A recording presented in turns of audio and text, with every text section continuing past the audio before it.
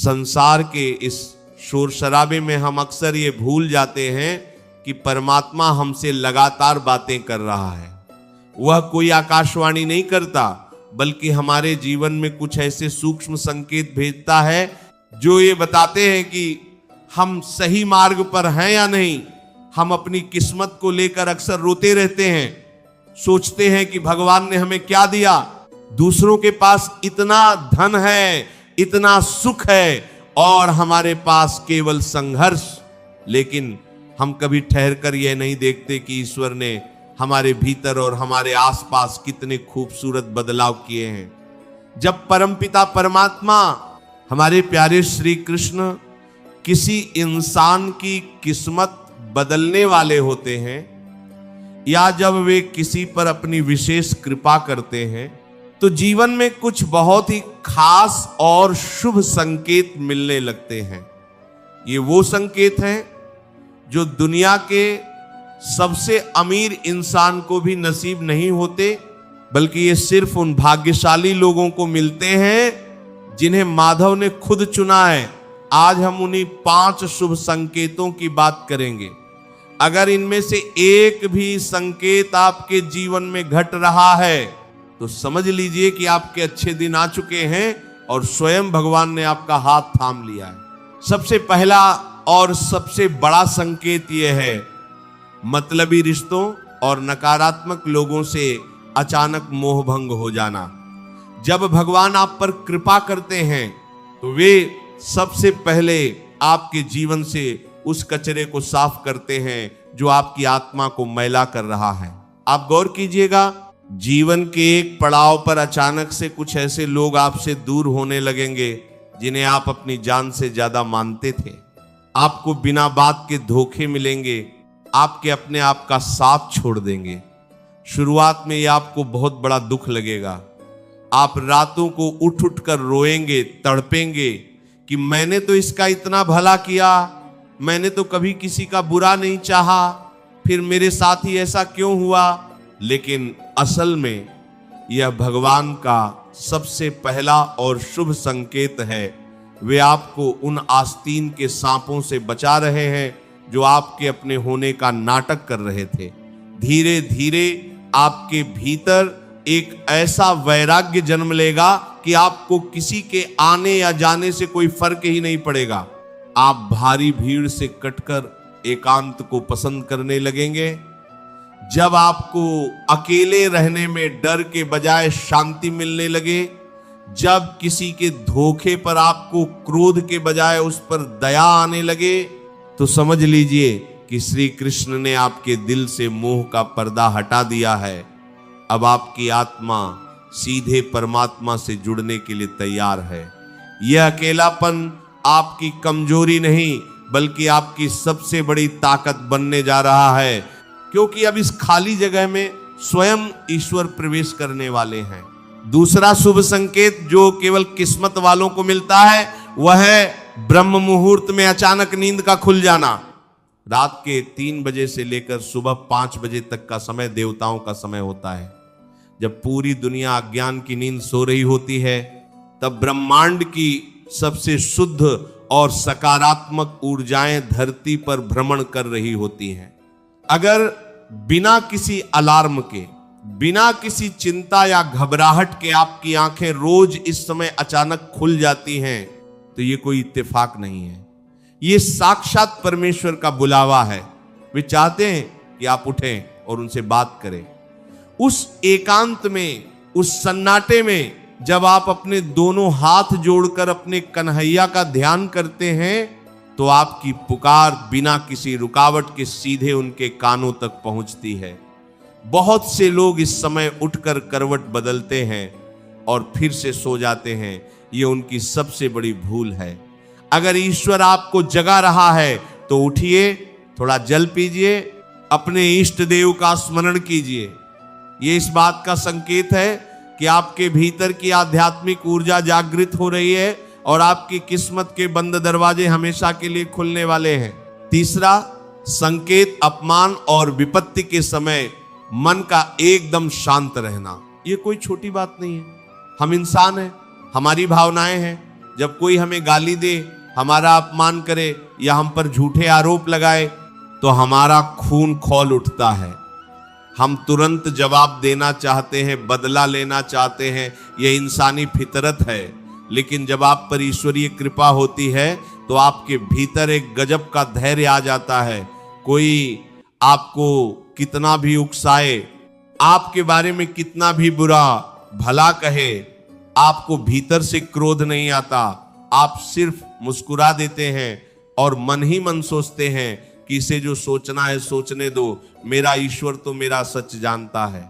जरा याद कीजिए महाभारत का वह प्रसंग जब शिशुपाल भरी सभा में भगवान श्री कृष्ण को गालियां दे रहा था, उनका घोर अपमान कर रहा था, लेकिन श्री कृष्ण के चेहरे पर लेश मात्र भी क्रोध नहीं था। वे शांत खड़े होकर मुस्कुरा रहे थे और उसके 100 पाप पूरे होने का इंतजार कर रहे थे।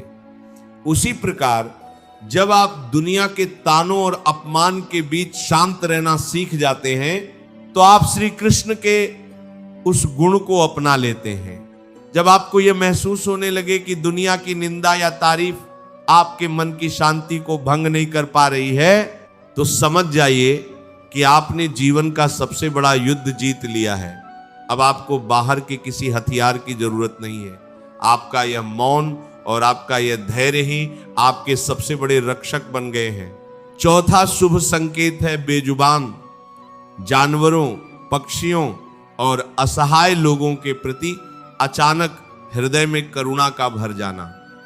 जब भगवान किसी को अपना बनाते हैं तो वे उसके हृदय को बिल्कुल अपने जैसा कोमल कर देते हैं।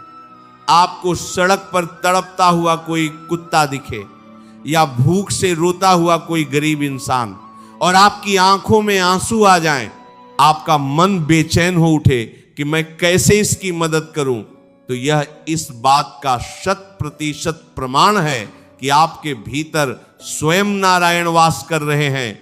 जिस इंसान के दिल में दूसरों का दर्द देखकर पीड़ा नहीं होती, वह इंसान पत्थर के समान है।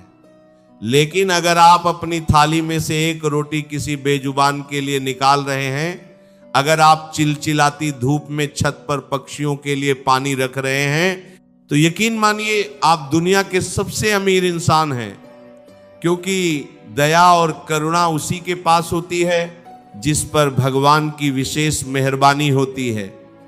आपके ये छोटे छोटे निष्काम कर्म आपके कई जन्मों के भयंकर पापों और पुराने बुरे कर्मों के क्षण को धो देते हैं। यही करुणा आपके लिए सफलता के ऐसे मार्ग खोलती है जिनकी आपने कभी सपने में भी कल्पना नहीं की होगी। और पांचवा सबसे महत्वपूर्ण और पवित्र संकेत है ईश्वर का नाम सुनते ही या किसी मंदिर में जाते ही आंखों से आंसुओं का छलक जाना।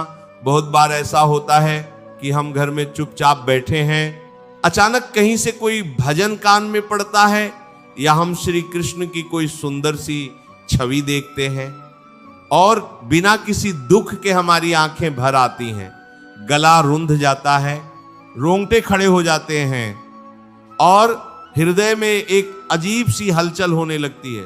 ये क्या है? क्या ये कोई कमजोरी है? बिल्कुल नहीं, ये जीवात्मा का परमात्मा से मिलन है। ये इस बात का संकेत है कि आपके भीतर का जो मैल था, जो अहंकार था, वह धुल चुका है और आपका मन बिल्कुल दर्पण की तरह साफ हो गया है। जब आप भगवान को केवल अपने दुख में ही नहीं बल्कि अपनी खुशियों में भी याद करने लगे, जब कोई भी अच्छा काम होने पर आपके मुंह से अनायास ही यह निकले कि मेरा तो कुछ नहीं, ये सब मेरे गोविंद की कृपा है, तो समझ लीजिए कि आपने अपना जीवन उस परम शक्ति के चरणों में पूरी तरह से सौंप दिया है। हम अक्सर सोचते हैं कि सब कुछ हमारे नियंत्रण में है, लेकिन सच तो ये है कि जब इंसान अपनी सारी चालाकी और अपना सारा अहंकार छोड़कर भगवान के सामने एक अबोध बालक की तरह खड़ा हो जाता है, तभी उसे सच्ची कृपा प्राप्त होती है। सुदामा जी को ही देख लीजिए, उनके पास न धन था, न रहने को पक्का मकान था और न ही पहनने को अच्छे वस्त्र थे। सांसारिक दृष्टि से लोग उन्हें बहुत अभागा मानते थे, लेकिन सुदामा जी ने कभी अपनी गरीबी की शिकायत भगवान से नहीं की। वे अपनी झोपड़ी में भी श्री कृष्ण के नाम का आनंद लेते थे। उनका यही संतोष और निस्वार्थ प्रेम उनके जीवन का सबसे बड़ा शुभ संकेत था। और अंत में क्या हुआ, जब वे अपने मित्र कन्हैया से मिलने गए तो भगवान ने बिना मांगे ही उन्हें तीनों लोकों का ऐश्वर्य दे दिया। इसलिए जब समर्पण इतना गहरा हो जाता है तो फिर जीवन में चिंता की कोई जगह नहीं बचती।